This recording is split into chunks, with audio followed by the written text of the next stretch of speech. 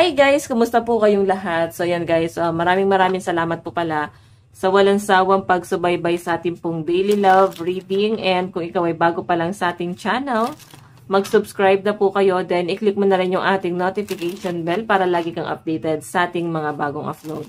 And guys, sa mga interested pala sa ating private reading ay nasa description box below lang po yung link ng aking Facebook. Message lang po kayo. Or pwede nyo naman ako guys i-direct message kung hindi nyo po makita yung link, no? Jade Diaries yung name ko sa Facebook. Okay, dalawa kasi yan. Facebook tapos Facebook page. So, alin man sa dalawa. Tignan natin. Kanina ba tong love reading? So, hindi ako nakagawa ng daily kahapon kasi pulibok ako. Hindi na kaya ng powers ko. Tapos gumagawa pa ako ng single sign sa kabilang channel. So, hindi na kaya. Okay. Tignan natin. Kanina ba tong love reading?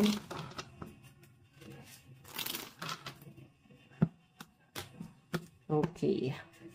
Kanina po itong love reading spirit guide. Meron tayong love call. Someone expresses love, a message of love, thinking of you, and letting you know. So, yan guys. Meron ditong someone na gustong umamin sa inyo na gusto ka niya. Or, meron ka marireceive na love call. Or, pwedeng tagahanga mo sa social media. Kung ikaw ay nasa dating apps. Ayan. Or, pwede guys, famous ka ba? Kung saan mang social media platform to. Nakikita ko guys na parang gusto kanyang i-message or pwedeng friends mo. Basta meron ditong someone na gusto niyang express yung feelings niya sa inyo. I think matagal niya itong pinag-isipan. And ngayon parang straightforward na siya, no? Parang hindi na siya nag-aalinlangan dito. Kasi camera lagi kanya nakikita na susubaybayan kanya. So I think malapit sa'yo. Titignan natin ha. Reminiscing keepsake perception, learn from the past, make memories. Okay, so I think yung iba sa inyo guys, parang may mga past trauma kayo na parang hirap pa rin kayong let go. Okay. Kanina po itong love reading.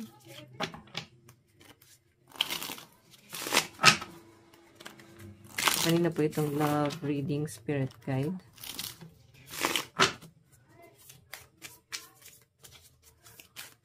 Meron tayong The Phoenix, new pace, rekindle, renew, transformation, growth, change mind. So, yun na nga guys. Ano to someone new, pero ang sinasabi kasi sa akin dito, pwedeng nag-hold back ka pa rin sa mga past trauma mo. I know, nag-heal pa yung iba sa inyo. Pwedeng broken-hearted pa kayo, hindi pa kayo guys ready, or parang gusto mo pang i-isolate mo na yung sarili mo. Parang gusto mo is totally healed ka kung sakaling pumasok sa relationship. So, yun yung nakikita ko dito. And, may iba sa inyo guys na parang gusto mo muna ng kapayapaan, gusto mo muna ng makaalis dun sa toxic na emosyon na nararamdaman mo ngayon. Parang gusto mo muna siyang let go, no? Yan yung nasa-sense ko dyan. So, titignan natin.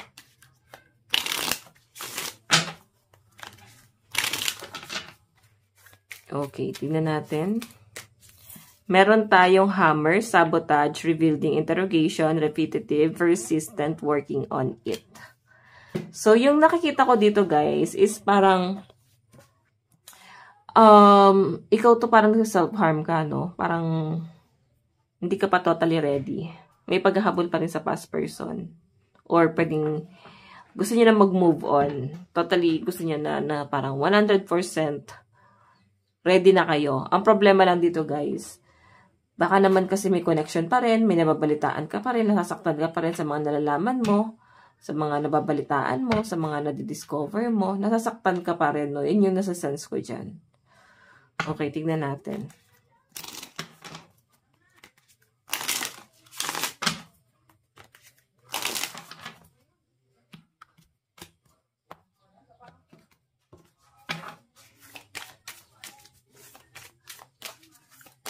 Additional message. Meron tayong engagement ring. Okay, so yung energy kasi guys, is pwedeng may plano kasing kasalan before. Tapos parang hindi siya natuloy, naudlot. pwedeng nag-expect pa rin kasi kayo or nag-hold back pa rin kasi kayo do sa mga pinangako niya. Kumbaga, pinangahawakan mo pa rin. Yung iba sa inyo guys, malinaw kasing nakikita ko dito na parang may mga panghihinayang. Okay? Kahit sabihin na natin na may bago or maraming nagkakagusto sa inyo, feeling ko kasi mas attached ka pa rin doon sa past person. Kasi totoo lang guys, mahirap talaga na kumilala na naman ulit ng tao. Tatanungin mo na naman, ano favorite color? Ano yung favorite food niya? So, ang hirap, di ba? Ang hirap na parang kikilala ka na naman ng bago. Papasok ka na naman sa bagong relationship. So, I think yun yung nakikita kong energy rito na parang pinanghihinayangan mo na parang kahit sinaktan ka nun, parang okay lang kasi kilala ko naman tong taong to. May mga ganong mindset ba? Okay? Titignan natin ha. Pero may love call dito. Tignan natin ha. Additional message. Kanina po itong love reading. Marami nagkakagusto sa inyo. No, not enough. Ala, hindi nyo gusto, no? Hindi nyo bet kung sino man itong lumalapit na to. Kumbaga, pwedeng iwasan mo to eh.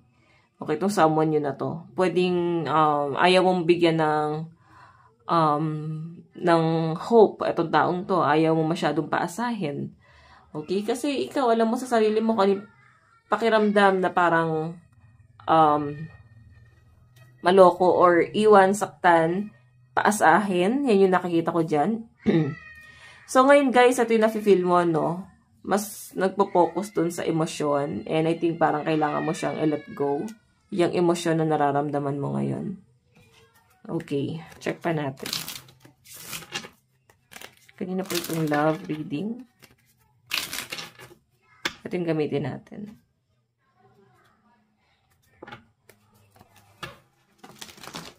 Kanina po itong love reading.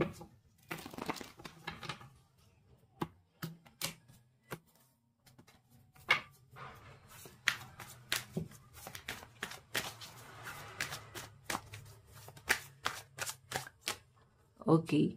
So guys, meron tayong the devil. Ayan no.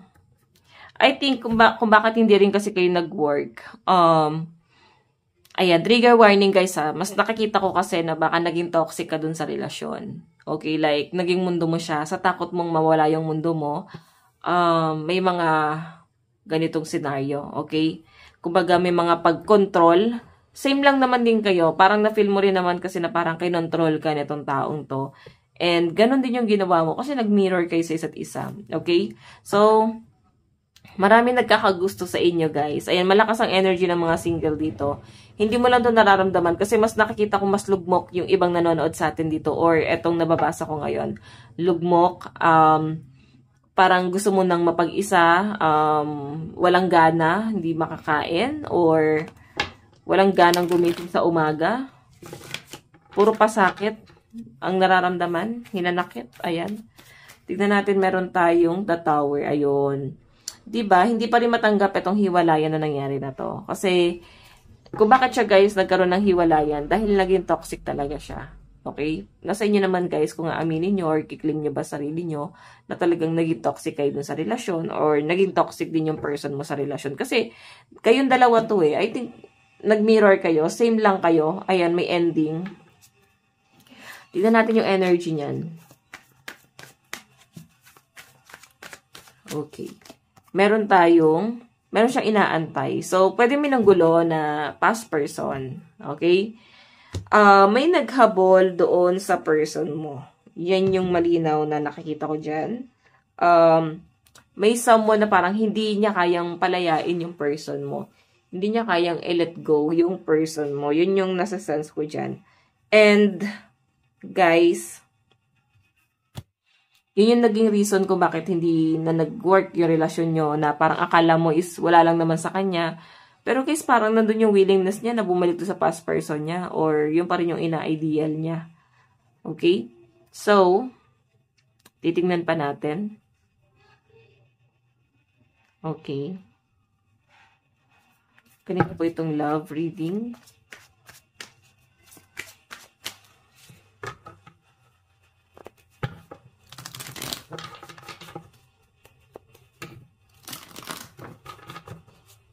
Kanina tong love reading.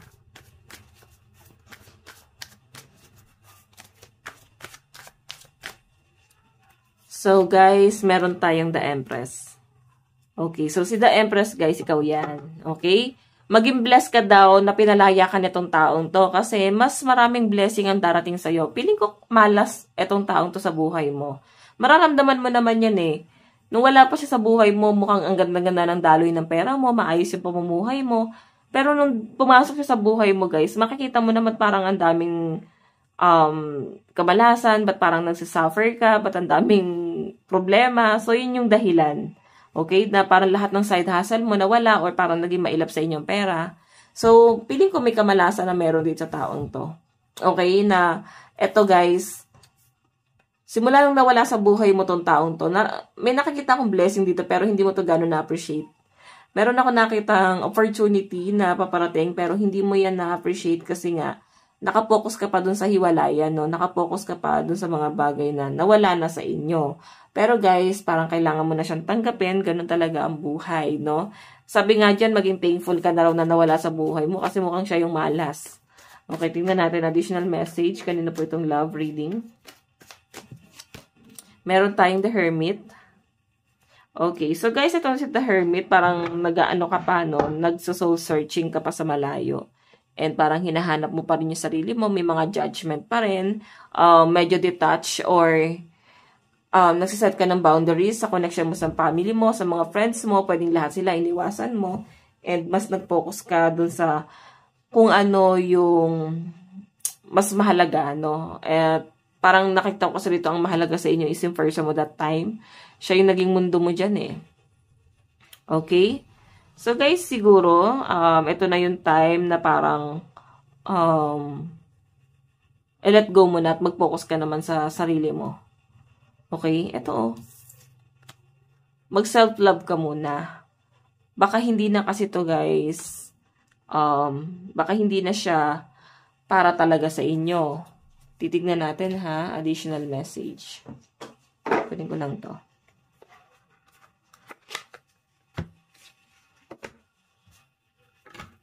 Additional message. So, yan guys, malakas ang energy ng fire sign, Aries, Leo, Sagittarius. Okay, yung iba sa inyo guys, kung in relationship kayo, pwedeng nag-cheat na siya before, no? So, parang paulit-ulit yung cycle hanggang sa parang merong someone new na lumalapit or nag-express ng love. Matyaga itong taong to, pwede may pag-aantay. Pwedeng ramdam mo na parang mahal ka talaga, nahulog talaga yung loob sa inyo. May mga pag-effort pero hindi naman ganun katindi. Pero mararamdaman mo yung sincerity nitong taong to. Okay, yun nga lang guys, hindi mo siya mabigyan ng affection. So, yung iba sa inyo guys na in relationship, naguguluhan ka. Naguguluhan ka ngayon kasi hindi ka na ganun totally attached sa person mo. Ito guys, sa mga in relationship hindi ka na ganun totally attached sa person mo. Ramdam mo na yan sa sarili mo kasi matindi na yung trust issue mo. Hindi mo na lang siguro guys ma-let go kasi dahil sa connection. Okay? Kung wala sanang connection, parang ikaw, parang open ka sa lahat. Hindi ka manghihinayang sa taong to. May mga panghihinayang lang eh. Tignan natin. Additional message. Kanina po itong love reading. Meron tayong no challenge is too big for us to overcome. Ayan o, may sumuko lang talaga. Ngayon kasi guys, ito sa mga in relationship, pwedeng gustong ilaban ng person mo. Nandun yung parang gusto niya mag-effort, gusto niya guys na magbigay ng time sa inyo, gusto niya na parang mag-travel kayo together, bigyan kanya ng time, love, effort, yan ang nakikita ko sa person mo. Pero, mukhang ikaw, hindi ka na totally attached. Okay? May mga nagsasat ka ng boundaries. Or may mga pag-iwas. So, sa mga single naman guys, ayan, hindi pa rin matanggap. Medyo broken-hearted pa rin. Hindi pa rin ready dun sa hiwalayan. Additional message, meron tayong I can carry this love alone. Ayan, sa mga single. Parang hindi na kaya ng nag-iisa. I think matagal kayong naging magkarelasyon din kasi. Kaya parang hindi nyo kaya mag-isa. Nasanay na kayo ng dalawa kayo. Okay? Nandun ka pa sa proseso na parang nagre-recover. So, meron tayo guys, even apart my love for you is stay strong. So, mahal ka pa rin naman pala guys ng person mo. Yun nga lang guys, pwedeng pinapanindigan na niya. Kumbaga, nandun na siya sa cycle na parang mahal ka pa niya pero hindi na siya nag-expect or tanggap na niya na talagang nagtapos na yung relasyon na meron sa inyo. Okay? Meron tayong what once burned brightly. Okay, sabi? What once burned brightly now feels dim. Okay. So guys, malakas ang energy ng mga ano dito, no? Fire sign. So, may mga sa-sense nga ako parang mga nasa medical field kasi more on healing, no? I think mga nasa medical field yung mga nasasaktan ngayon. Pero nasa proseso na kayo na parang pinaprocess nyo na yung mga bagay-bagay and baka medyo nakaka-overcome na rin. Medyo natatanggap na rin. Pero, yun nga, kailangan nyo pa ng time. Okay? Hindi pa ganun kadali, hindi rin ganun kabilis. Bigyan mo ng time yung sarili mo, okay? Try mo mag-travel, okay? Try mo na magbiyahe abroad or mag-cross country. Ano ba tawag doon? Yung magbabakasyon lang muna abroad or kung hindi naman guys, sa Pilipinas. Pero kasi guys, kung sa diskarte lang, parang same lang kasi ng gastos sa ibang bansa. Dito sa Pilipinas, no, pag nagbiyahe ka or nagbakasyon ka. Kaya yung iba guys, marami nag-travel na lang abroad. Ganon. Kasi nga, parang ganon din naman yung gastos kahit sa Pilipinas. Tama ba ako, guys? Kasi ako natry ko na magastos. Natry ko na out of town. Same lang ang gastos na nagpalawan kami. Ayan. So, meron tayong despite everything still believe in us. Okay. Ayan. Marami pa rin, guys, hoping na maayos kayo ng person mo. Marami pa rin daw, naniniwala na para magkakaayos rin yan, maayos rin nila yan. And, yung iba guys, hindi pa rin matanggap, especially kung sa family ng person mo na palapit ka. Parang eto, nakikita ko na hindi pa ready yung family nung person mo na mawala ka dun sa kanila. Kasi parang naging part ka na talaga ng family nila. And ganun siguro guys sa pamilya mo. So, by the way, meron tayong I'm choosing healing over hurt. Ayan. So, iba sa inyo guys, mas pinili na lang na mag-move on, mag-heal dun sa sitwasyon kaysa masaktan ng paulit-ulit. So, kagaya na sabi ko kanina guys, yung iba sa inyo, sa mga single, 100% gusto niya na talaga mag-move on. Mahirap lang talaga kasi yung attachment Mahirap mag-detach ng ganun-ganun lang. Yun ang nakasanayan mo. So, madaling sabihin, mahirap gawin. Sa totoo lang guys, pag nandun ka sa sitwasyon, di ba? So, guys, tignan natin yung nararamdaman ng person mo. Okay. Tingnan natin.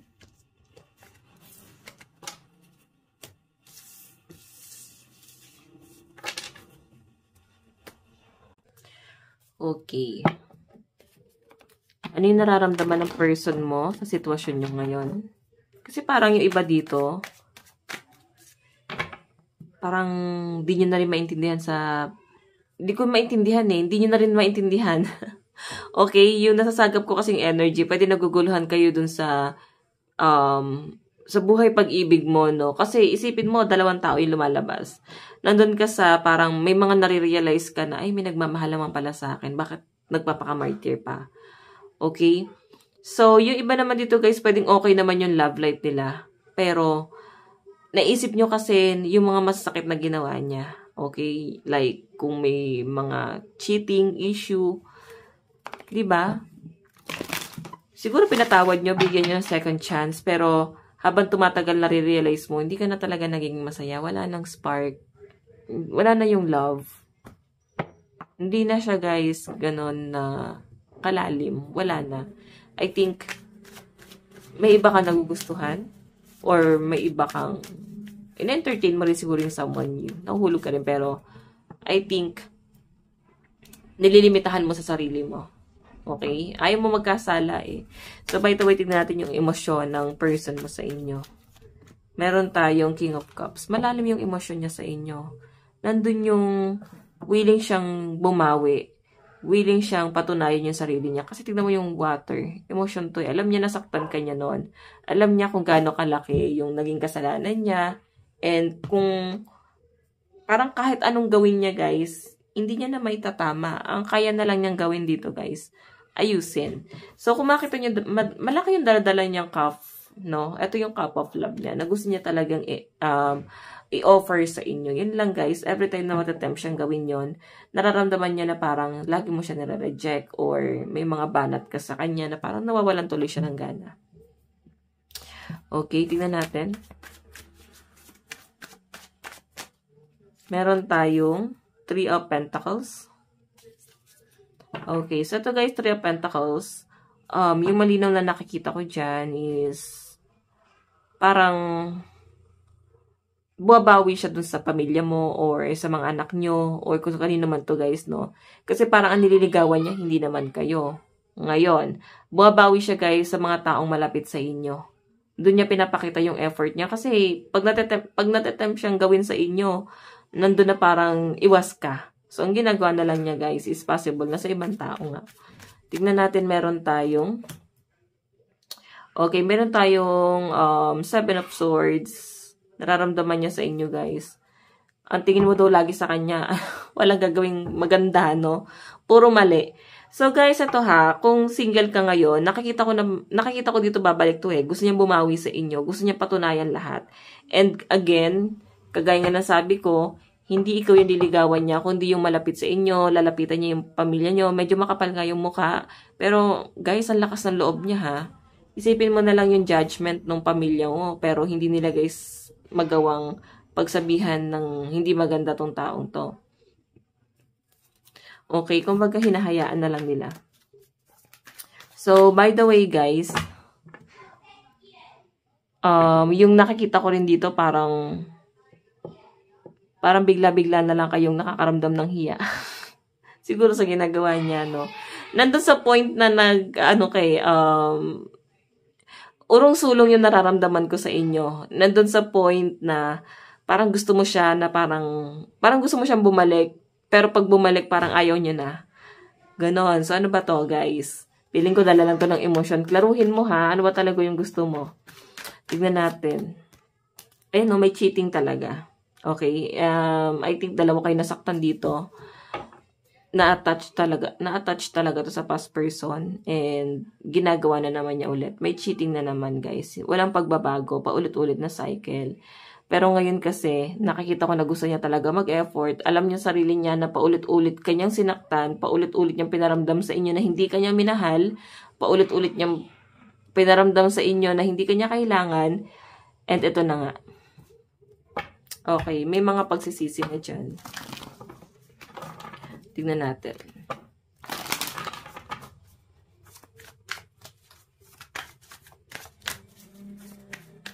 Kanina po itong love reading.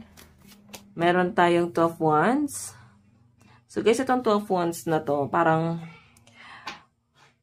yung nakikita ko dyan, nasa malayo, LDR siguro kayo. Kasi nakatanaw siya. Tignan mo, dalawa yung wands na hawak niya. Oh. Dalawa to. Ito, yung someone na malapit sa kanya. 2 of Wands kasi ito yung hesitation, no? Ito yung someone na malapit sa kanya. Ito, ikaw. I think nasa malayo ka. Kaya mas pinili niya yung nasa malapit. Okay? Tignan pa natin. Meron tayong Knight of Wands. Ayan. Nababalitaan niya pala, guys, na may ibang nagkakagusto sa inyo. May ibang lumalapit sa inyo. Aware siya dito, no? Pwede kasing nasabi mo na rin or nasabi ng family mo or nakita niya, baka in-expose na rin.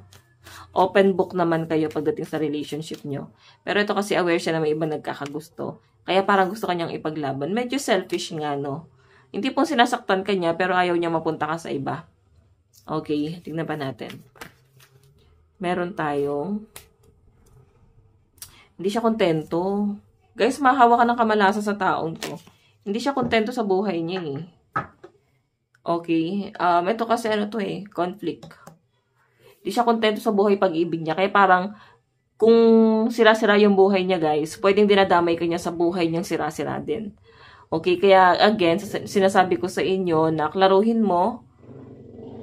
Kung ako tatanungin niyo, wag na. Mukhang malas na tong taong to eh. Malas na sa buhay to, no?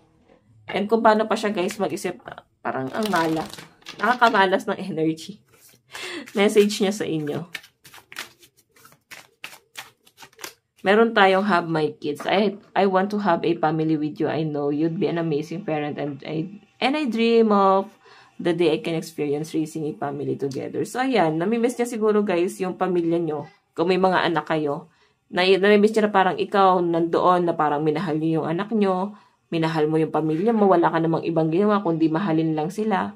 Then parang sinaktan ka pa niya na parang na-realize niya wala ka namang ginawang mali, kasalanan para sa kanya. Meron tayong you're so smart. Your intellect really turns me on. You're so smart and really enjoy your conversation. So, yan. Mukhang matalino ka ngayon. Sabi niya ganyan. Mukhang mas marunong ka na mag-isip ngayon. Maayos ka na makipag-usap ngayon. Ayan, attention of others. Ito lang yung mali sa kanya, guys. Kulang to sa attention. Kulang sa pagmamahal kung bakit niya yung ginagawa sa inyo. You know, I'm addicted to the attention of others. I love feeling wanted and needed. I don't feel whole without it. Ayun na nga. Kulang nga sa attention. Ano yung message niya sa inyo? Meron tayong I wish I could share my good news with you.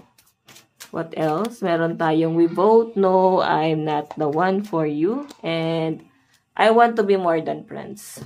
Okay yun. So, siguro guys, yun na lang yung kaya mong ibigay sa kanya. Yung pagiging magkaibigan nyo na lang. So, I think, ayaw niya dun sa connection na kaya mo lang ibigay sa kanya ngayon. Gusto niya maayos talaga kayo. Pero ikaw kasi, parang napatawad mo na, pero wala na eh. Ayaw mo na. Okay? So, kagaya nga ng sabi ko guys, nung hindi ka pa niya kinakausap, parang hoping ka pa na maayos. Siguro, nung nagparamdam siya ulit, nandun ka na sa proseso na naka-recover ka na or naka-move on ka na. And wala na. Tignan natin guys yung zodiac sign. Meron tayong Gemini, Cancer, Aquarius, Pisces. Meron tayong Taurus, Capricorn, Leo, and Sagittarius energy. Meron tayong Leo, Aries, Taurus, Gemini, Cancer, Virgo energy sa side ni person. Okay. Tignan natin. Doon tayo sa energy mo, overall energy mo. Okay. Ito gamitin natin. Overall energy mo. Nararamdaman mo kay person. My heart races when I'm with you. Ayan o. Parang lagi kang pressure. Parang lagi ka napapagod. Pero kinakabahan ka pa rin every time nakakausapin mo or may kakaibang connection sa inyo. Okay?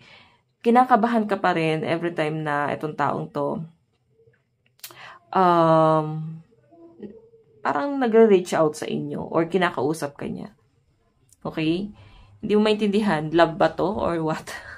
Baka yan guys ay pagmamahal pa, hindi mo lang maamin pa sa sarili mo.